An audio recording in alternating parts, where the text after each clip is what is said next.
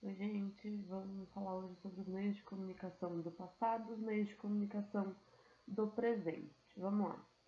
Os antigos chineses, lá atrás, eles usavam o fogo das tochas. Olha lá, coloquei algumas fotos para vocês verem. Os fogos das tochas, os sinais de fumaça e as cores das bandeiras, ó, cores vivas, né? Para avisar que os inimigos estavam chegando. Como assim? Aqui eu coloquei uma foto para vocês sobre a muralha da China, tá? Eu vou colocar um videozinho para vocês verem a história dessa muralha aí. Então eles usavam isso aqui nas guerras, enfim, e daqui de cima eles avistavam os inimigos chegando. E como que eles faziam? Eles precisavam avisar então que esses inimigos estavam chegando. Mas eles não tinham um celular para ligar para a pessoa e falar, então, tá chegando gente aqui, né? Então o que eles faziam? Olha os sinais de fumaça, eles colocavam fogo em alguma coisa e com pedaços de pano essa fumaça ia sendo levantada, né? Então, ó, eles conseguiam fazer até montinhos de fumaça, tá vendo? E isso era avistado em longas distâncias, porque ia para o céu, ia subindo, né? E as pessoas escutavam, as pessoas enxergavam de longe isso. Então era o meio deles se comunicarem com o povo deles, tá? Depois disso, gente, veio a impressão dos livros lá na China. Vocês imaginavam que eram os chineses que descobriram isso aí, os livros? Então, eles descobriram assim, ó, através dos impressos. Eles começaram a imprimir esses livros, jornais e revistas. Eles tinham blocos de cerâmica, ó. Esses blocos foram criados por Picheng, né, um chinês que descobriu que através dos ideogramas, ó, um ideograma. Então, o ideograma é o desenho que representa uma ideia. Então, este desenho aqui, ele representa a felicidade. Toda vez que eles viam esse desenho, eles sabiam que era felicidade, tá? Então, é uma ideia, a ideia da felicidade representada por este desenho.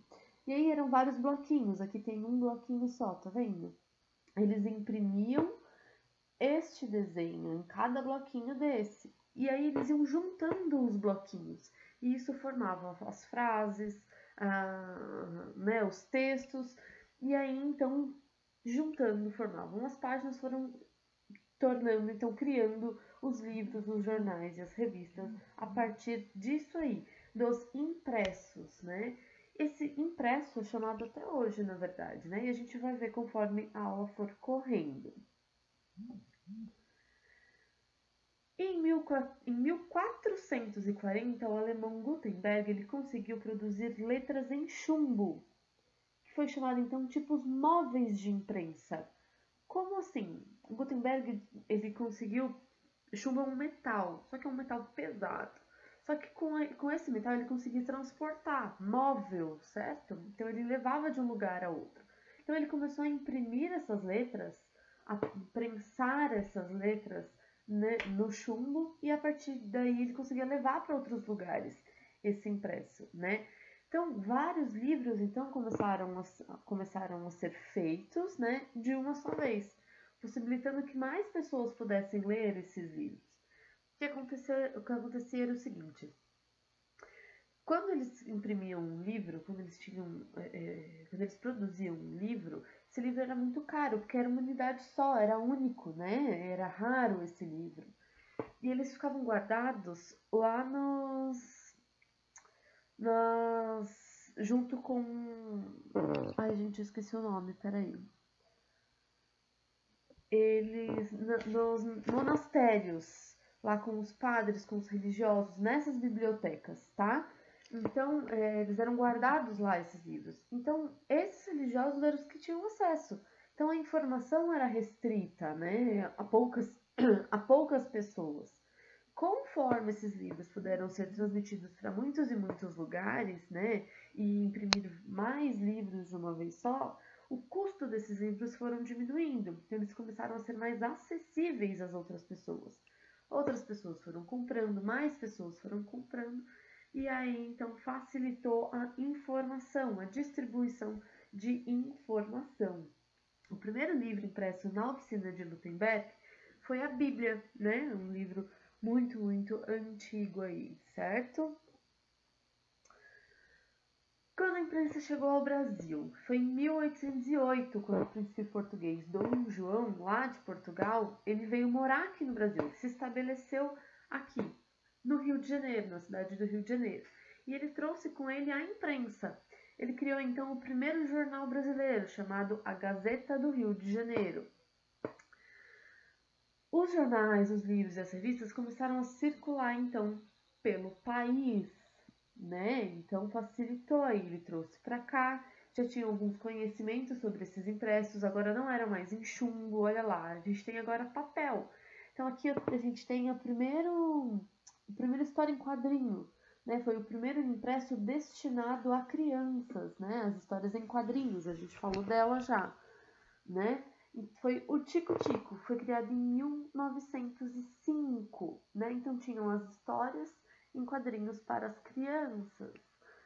Aqui do lado a gente tem o Zé Carioca, né? Que é um personagem de história em quadrinho. Até hoje tem histórias do Zé Carioca aí, mas ele foi criado em 1962, olha lá.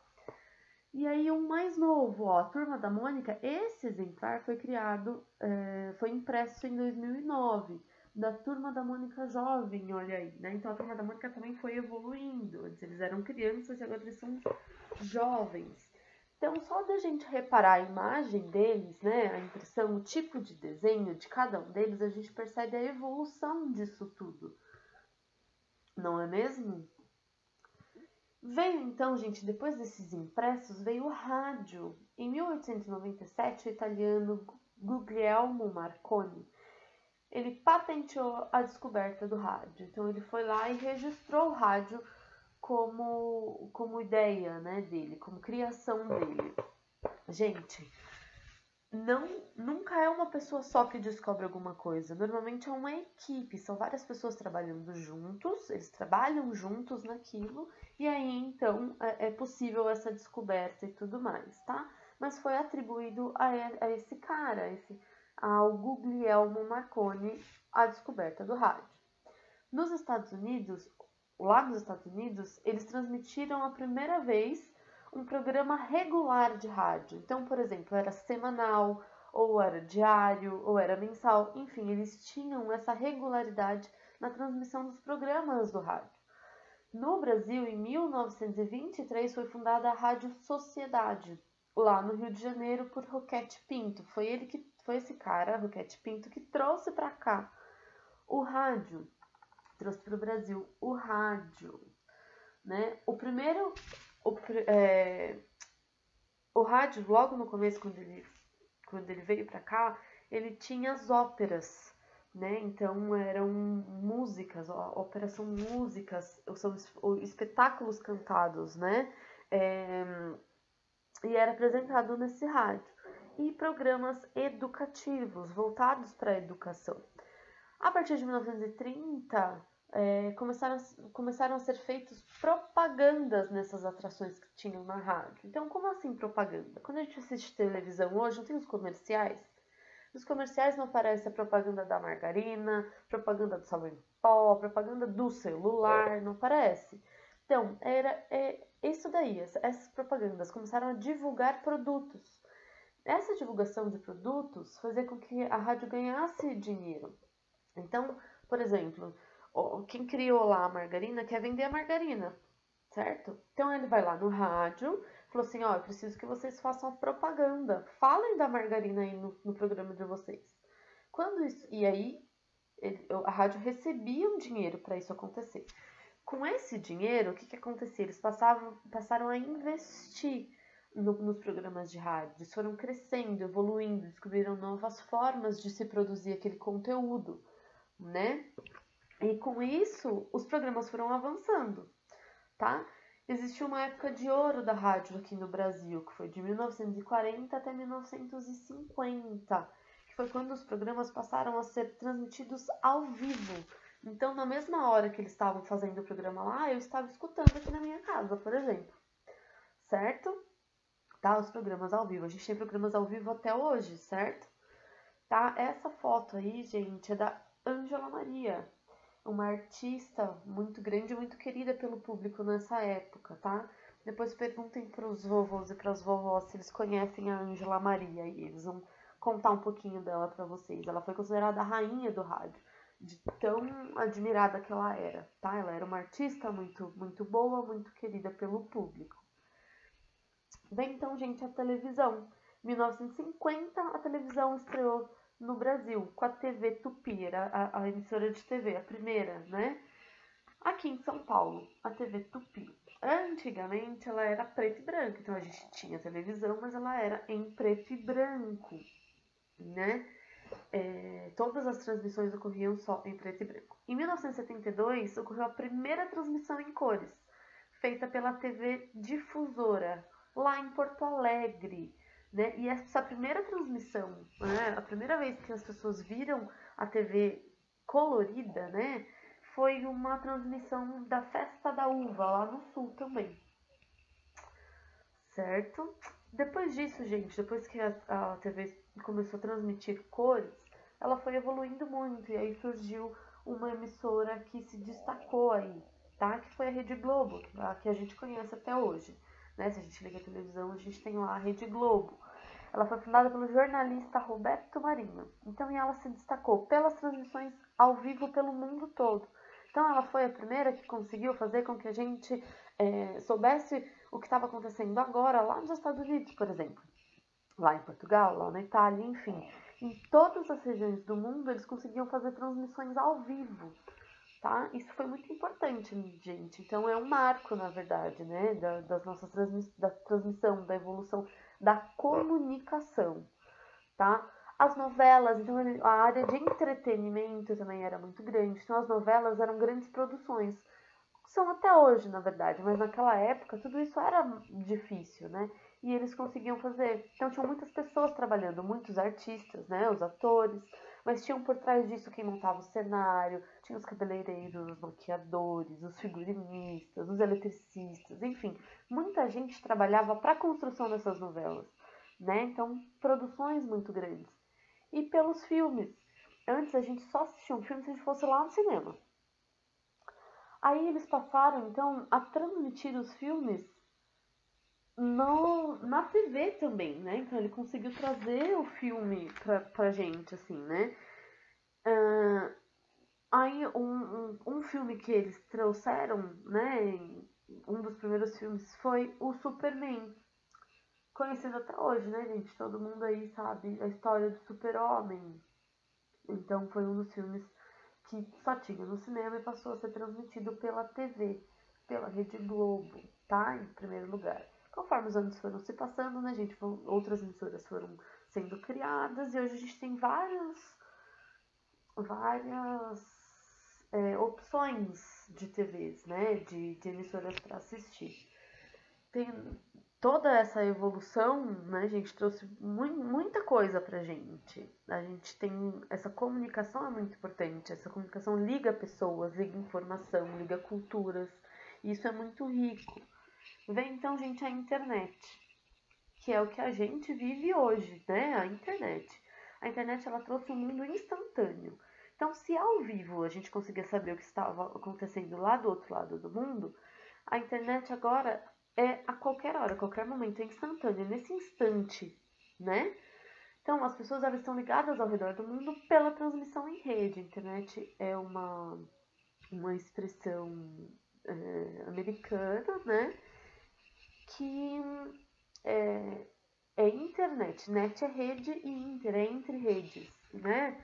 Então, todas as redes ligadas pelo mundo fazem com que essas transmissões aconteçam, que a gente fique ligado o tempo inteiro, né? A internet possibilita isso. Então, foram os jornais, por exemplo, agora passaram a ser, antes eles eram impressos, certo? A gente já viu os jornais impressos. Antigamente, as pessoas iam lá na banca de jornal comprar um jornal para saber das notícias, né? Tinha televisão, os jornais transmitidos pela TV tinham, mas o jornal era muito comum.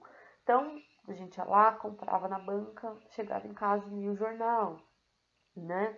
Hoje a gente abre o computador, a gente vai lá, digita o jornal que a gente quer, que existem vários também, tá? Eu peguei um exemplo da Folha de São Paulo, né? Uma matéria, com várias matérias, na verdade. Aqui em cima anuncia uma, aqui tem outra, são várias notícias, tudo pela internet. Então, pelo meu computador eu consigo ver todas essas notícias, né? Ficar muito bem informada.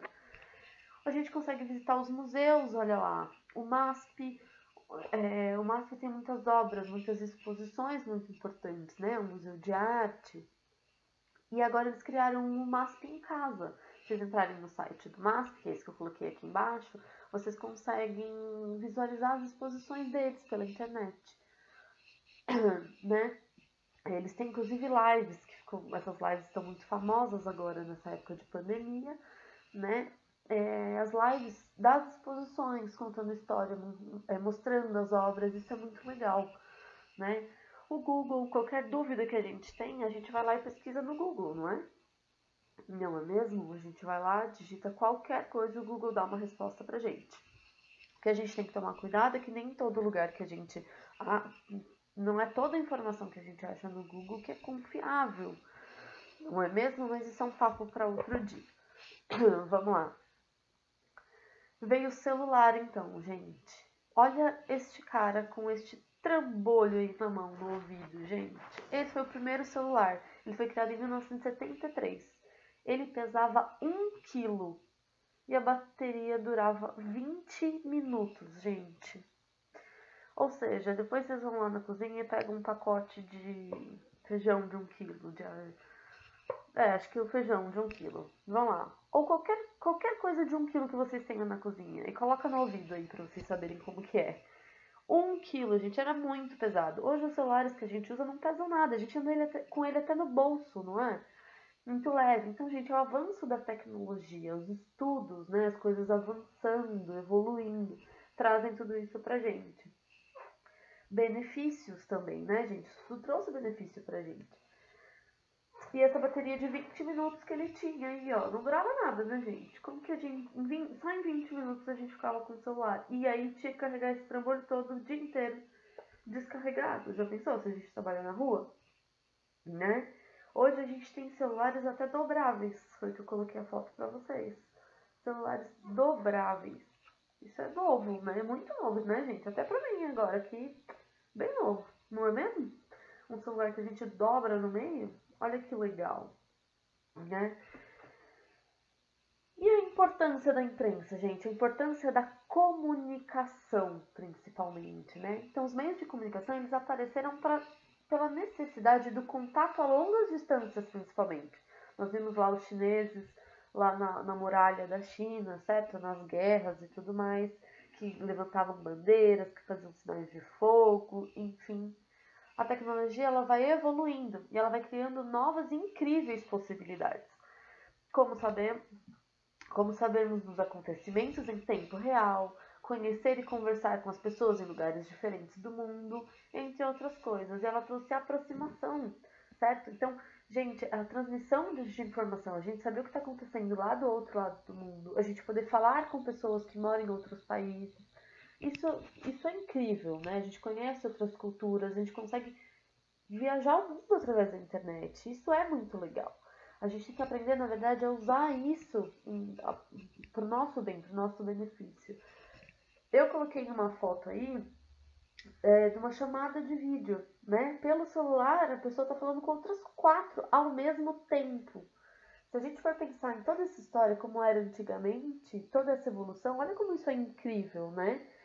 Agora, gente, eu quero falar com vocês sobre esse momento que a gente está vivendo agora de pandemia. Olha como toda essa evolução de tecnologia, de comunicação, foi tão importante para a gente. Olha como está sendo tão importante para a gente agora. Essa pandemia, se a gente não tivesse nenhum desses recursos, como que a gente ia ter aula? Como que a gente ia falar com o nosso parente, né? Às vezes a avó, o avô que mora em outra casa. Às vezes nem é tão longe assim.